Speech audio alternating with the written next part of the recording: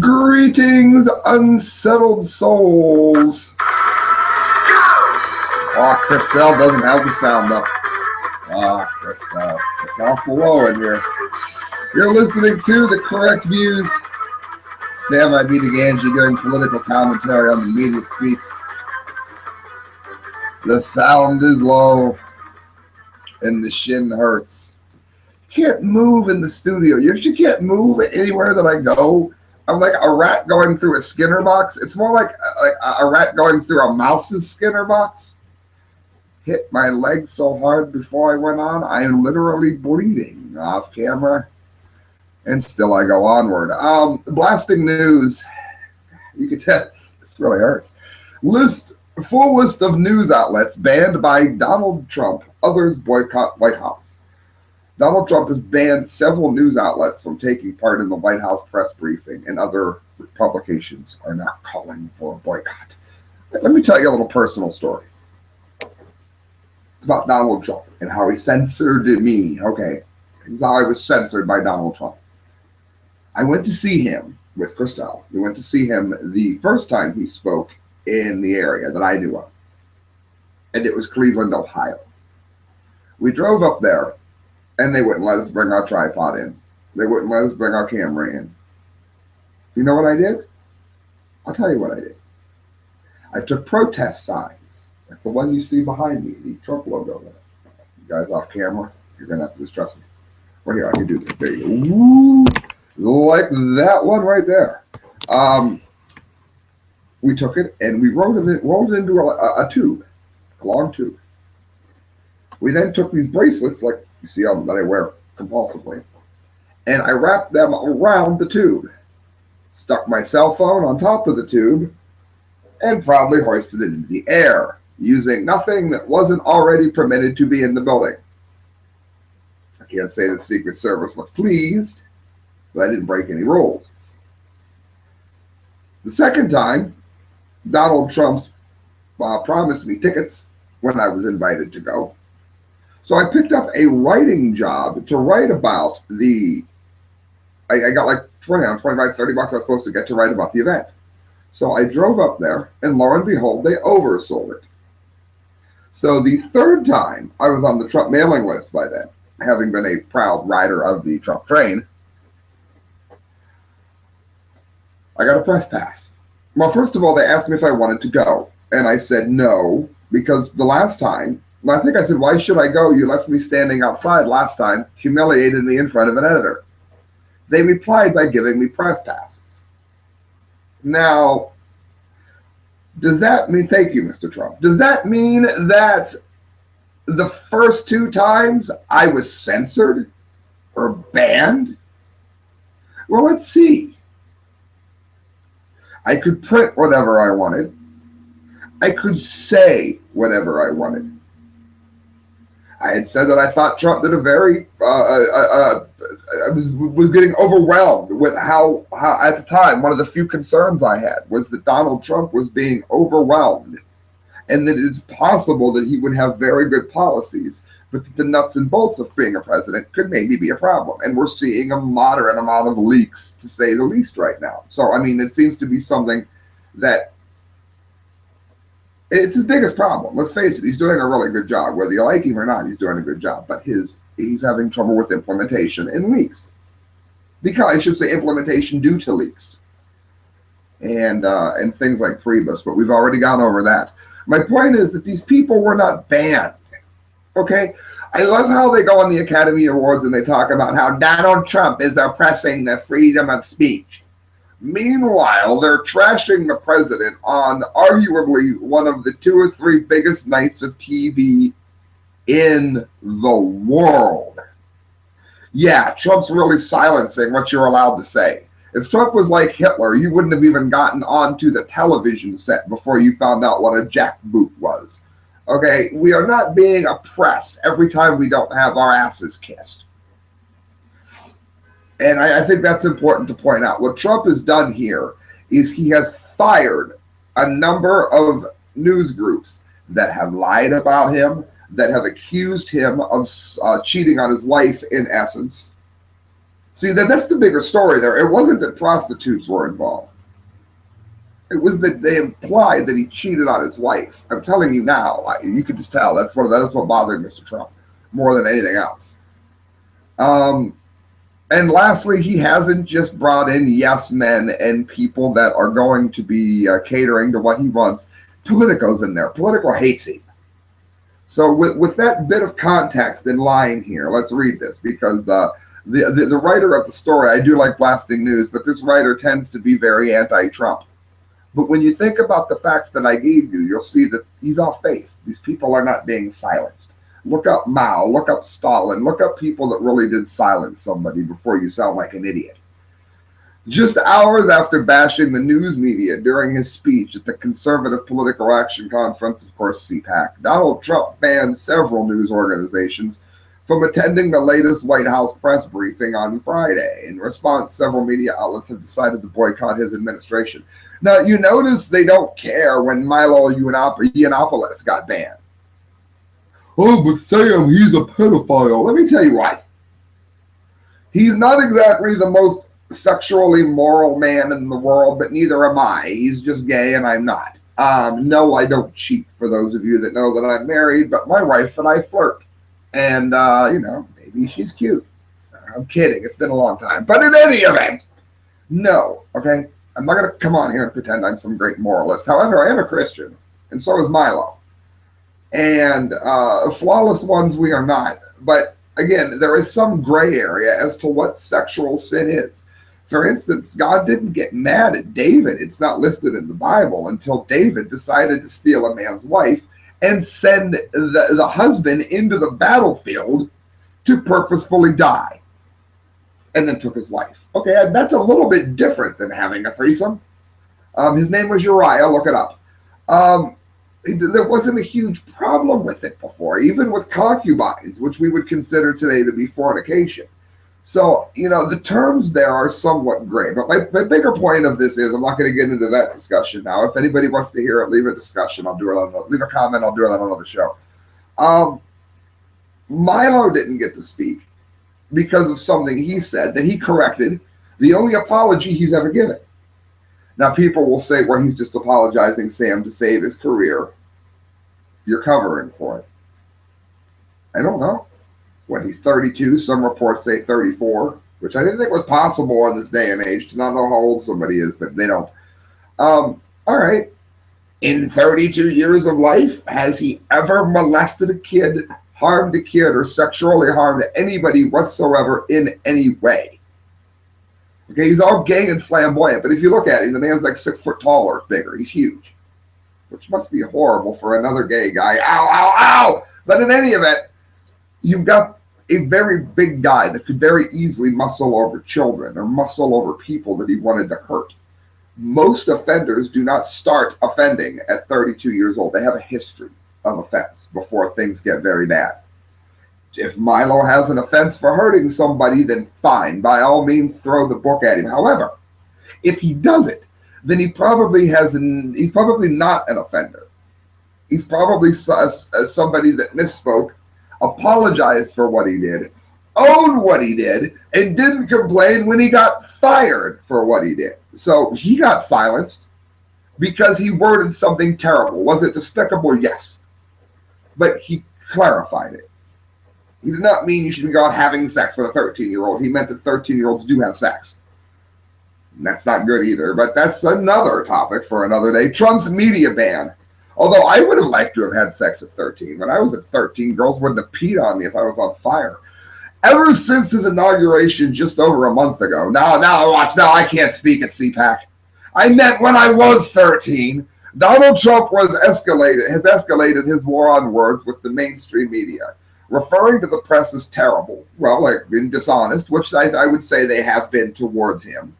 The commander-in-chief has engaged in a heated feud with journalists that have only increased by the day, as news continues to trickle out about Trump's ties with Russia, of which this article writer looks even dumber because we have established that there aren't any ties with Russia, and their possible involvement in American politics, of which we know there was none.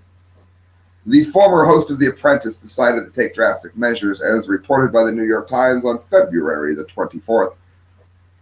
Some of the most well-respected news organizations in the country and around the world have been banned from covering. We're respected by who?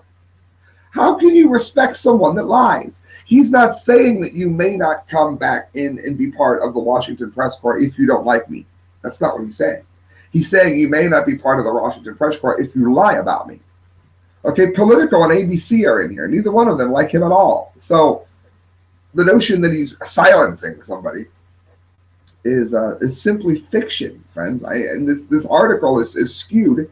And I do like blasting news because they let you write what you want. They don't tell you what to write, and they don't at a conservative Daily Post either. But my point is, that's why I like writing for them. They let the person pick what they're writing about. So this is the way that this author sees it. I can't say that I agree. Instead of the typical interaction with reporters at the press room, of course, briefing room, typical interaction with people that accused you of messing around on your wife with prostitutes.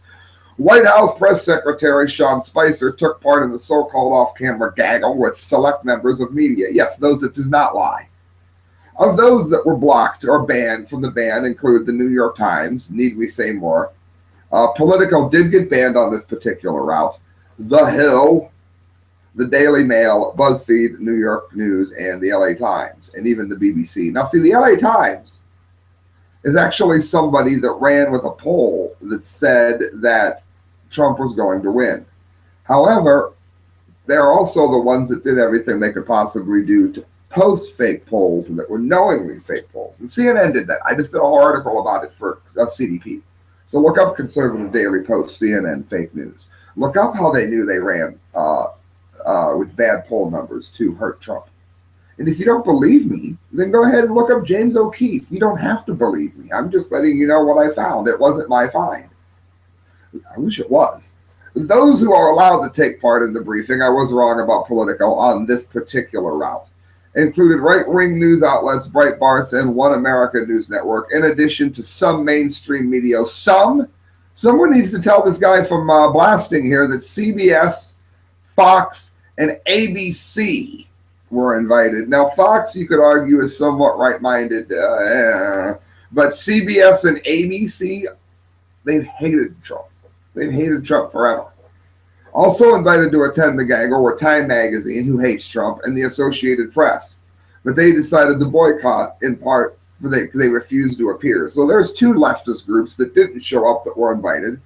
Vanity Fair, another very leftist fucking screed mag, excuse me, oops, that slipped, also has spoken out and included themselves in the boycott. Now, well, imagine that. Moving forward, when Donald Trump was only in office for a month, his relationship press doesn't appear to be stable enough to work together in the future. Now, that's not true at all. He's going to work with anybody that doesn't lie about him. I'm sorry. You may not be in the Washington Press Corps if you have slandered the president and he has to look at you every day while you accused him of messing with urine and prostitutes. And yes, that is the story that was ran with. Not to mention that the press corps is believed to be the source of many of the leaks.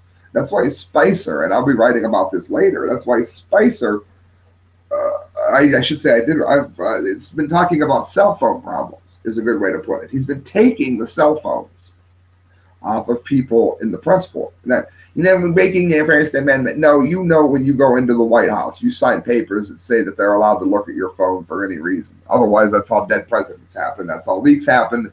And I'm sorry, you do not have that. You do not have the right to your own cell phone. For one thing, much of what's done is a Freedom of Information Act ordeal with many of the people that work in there. And they're not allowed to use certain apps that are encrypted and delete themselves. In other words, if they do, then the public won't have access to their leaders' information. And by being our leaders, they have to give us that information according to the law of the land. Frontmag.com, as long as it's not classified. Iraq Archbishop wonders where protesters were when Christians were dying. Now, this I found on the third, but I'm going to go ahead and stay with it because it makes a lot of sense. Muslim lives matter. Non-Muslim lives don't matter. That's how Islam and the left both see it. And this is very telling here, friends. Catholic Archbishop Bashar Wardi of Erbil tells crooks that Iraqi refugees see a lot differently than we do and wonder where the protesters were in 2014. Everyone, including the administration, seems to agree that this should have been implemented with more clarity. There was much more confusion about what the order meant, and many people were very upset. From my perspective in Iraq, I wonder why all of these protesters, he's talking about the travel ban, were not protesting in the streets when ISIS came to kill Christians and Yazidis and other minority groups. Thankfully, friends, I can say with an honest face that I have been on here telling you about that since day one. They are not protesting when tens of thousands of displaced Christians by archdioceses cared for since 2014 received no financial assistance from the U.S. government nor the UN. Oh, that I did not know.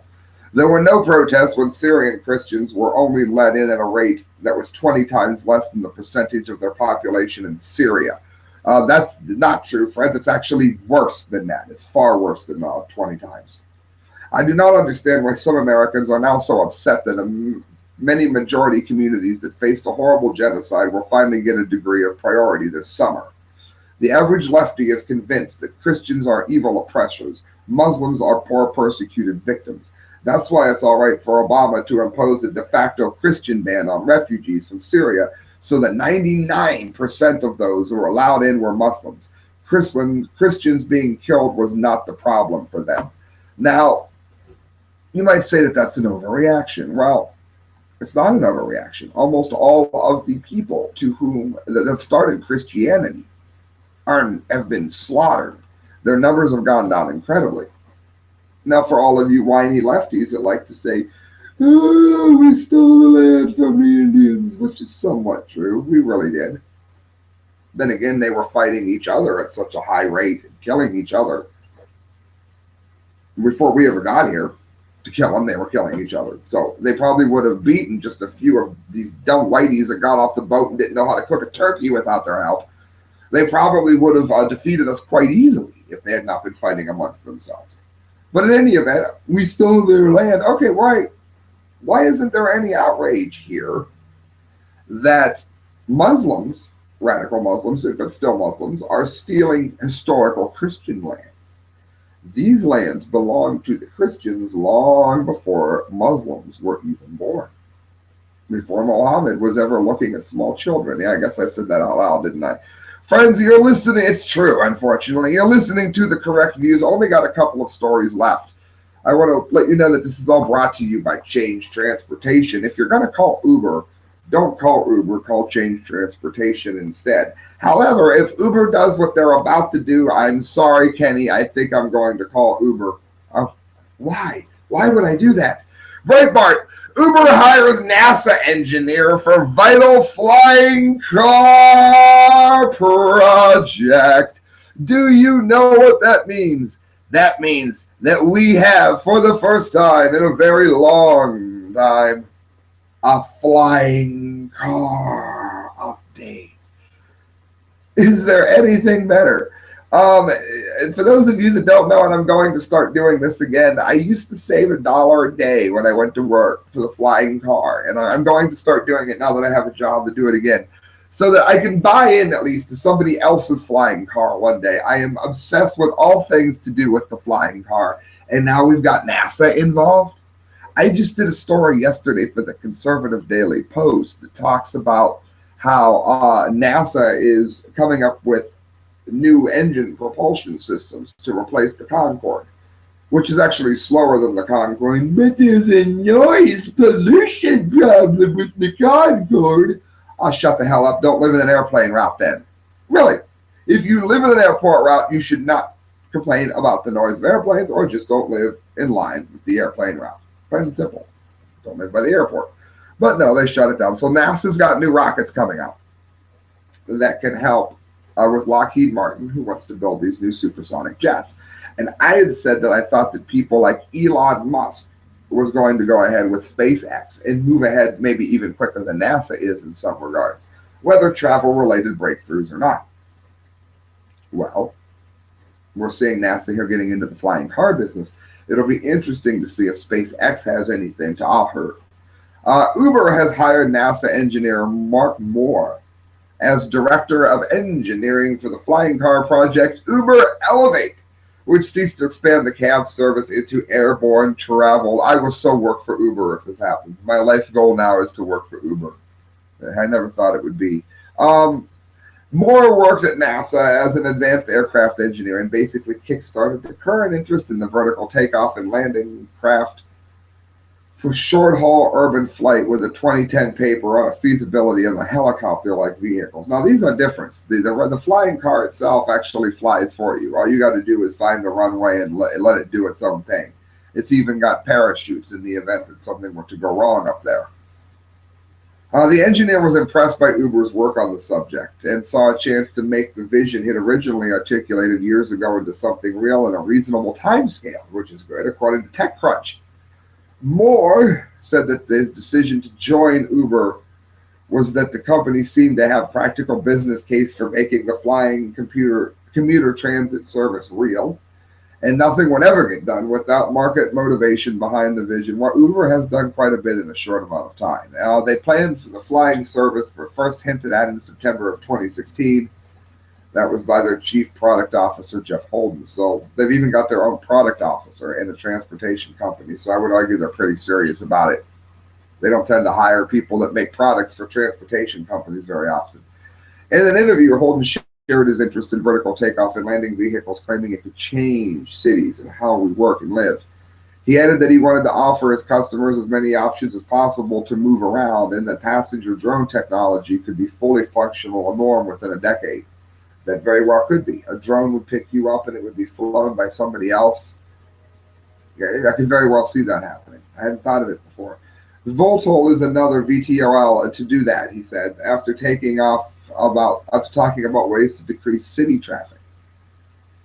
So they're excited about it. There's a 2015 paper with rapper Jay-Z, it says, and other high-profile individuals, including Saudi Arabian's family, invested $20 million in JetSmarter, which has been billed as the Uber for flying, while an Israeli tech is prepared to launch their passenger-carrying drone service in 2020.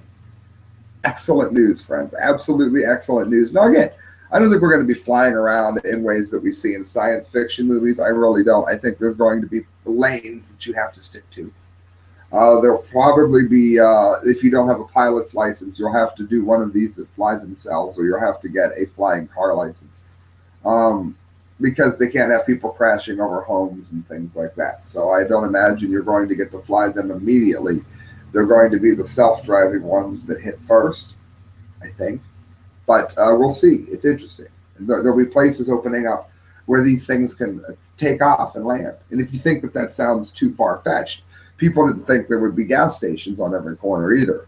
You're going to make a bomb on every street corner. Look it up. That's what they thought. Friends, that brings us to, oh, no, it doesn't bring us to the dumbdee of the day. Yeah, yes, it does. The dumbdee of the day. Ah, Christelle, that sounds beautiful. No, it doesn't. All right, guys, let's hear it. The You Are an Idiot song. You can donate to the show to correct views at hotmail.com, at paypal.com. Oh, yes. All right, who gets the You Are an Idiot today? How many of you have eaten at Popeyes? I actually really like Popeyes, but I also like really gross stories and dumbdies, and Popeyes managed to bring me all of them. This is also from Blasting News. Jonathan Hawk, woman in Texas gets served flesh-eating screworms at Popeyes. It sounds like the bugs that got into Michelle Obama's safe broccoli lunches. Remember that? A lawsuit filed against the chain claims the parasites ate her from the inside out. Dun, dun, dun. Rice and beans were added with added flesh-eating screworms. Well, what one Texas woman got when she ordered the common side dish at the popular fast food chain Popeyes Louisiana Kitchen. Karen Good of San Antonio got a good meal and is now suing the restaurant chain and its local franchise for 1 million smackers. This is for damages for medical expenses, pain and suffering, mental anguish, and loss of enjoyment of life. Oh, I ate a bug, my mental mind. I know what she meant.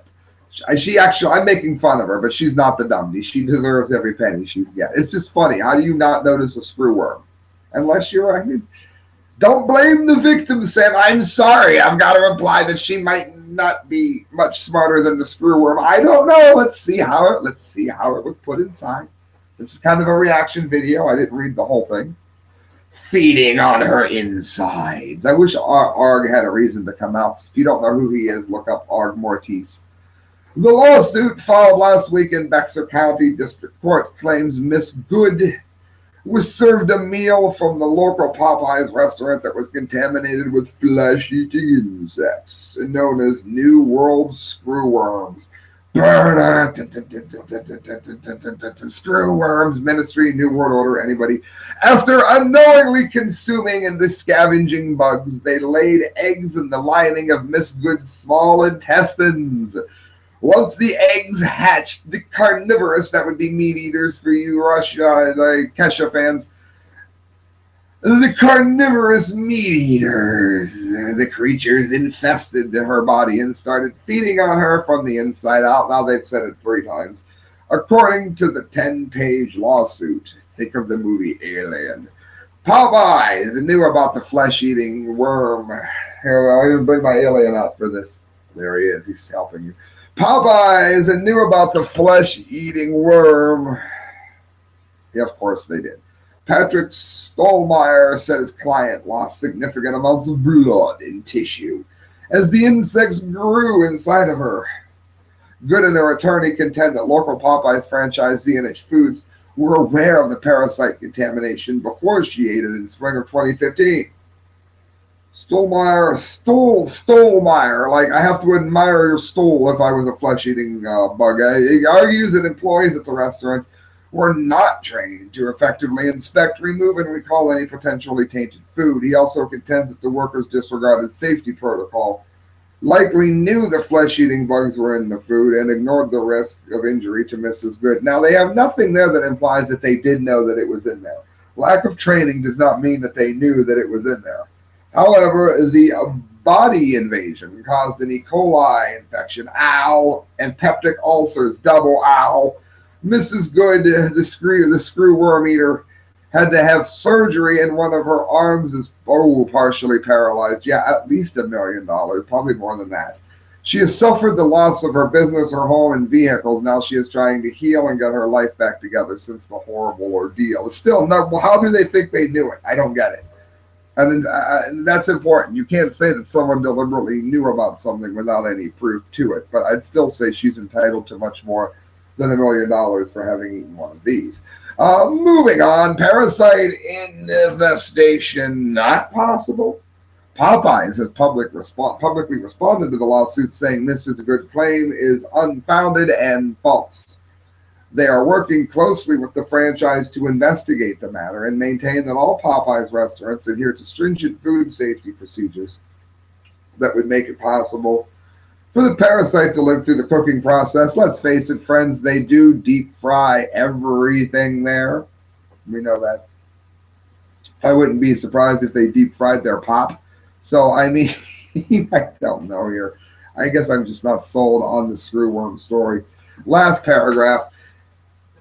In the 1950s, it was an unlikely but deadly source. The U.S. government created a radical birth control program to destroy the screwworm population nationwide. The program worked, and by the 1960s, the parasite had vanished from the country. However, screwworms were discovered in deer from National Key Deer Range in Florida last year. While humans were very rarely infected by screwworms, they will cause death if left untreated. So, not only are they at least very rare, most people at the Popeyes restaurant probably hadn't seen a screwworm before, but we're supposed to believe that they knowingly served it to somebody and now her life is destroyed. If they did, she's worthy of every penny. I, my friends, am a skeptic, but there is somebody getting the dumbdee of the day in there. You can be rest assured of it. All right, friends, thank you for listening to The Correct Views. Sam, I be Gangi jumping off here. Please do me a favor. Donate if you can at thecorrectviews@hotmail.com through PayPal.